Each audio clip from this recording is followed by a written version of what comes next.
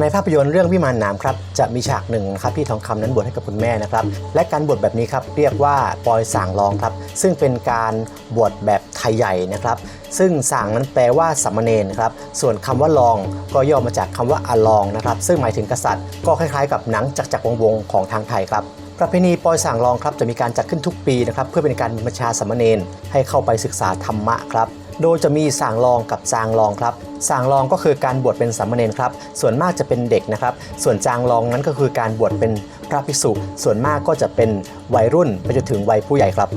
ตามพุทธประวัติแล้วครับพระพุทธเจ้าก่อนออกบวชนั้นก็คือเจ้าชายสิทธัตถะนะครับท่านเป็นเจ้าชายและก็เป็นกษัตริย์ครับประเพณีปอยส่างรองก็อิงมาจากพุทธประวัติครับผู้ที่จะบวชส่างรองหรือจางรองก็เปรียบเสมือนเป็นกษัตริย์นะครับกษัตริย์ก็ต้องเป็นผู้ที่สูงส่งครับจะไม่ให้เหยียบพื้นเลยเราก็จะเห็นว่าคนที่บวชส่างรองครับจะมีการแบกขึ้นบ่านะครับแล้วก็มีการประโคมด้วยดนตรีกลองก้นยาวต่างๆนานาแล้วก็มีการแห่ไป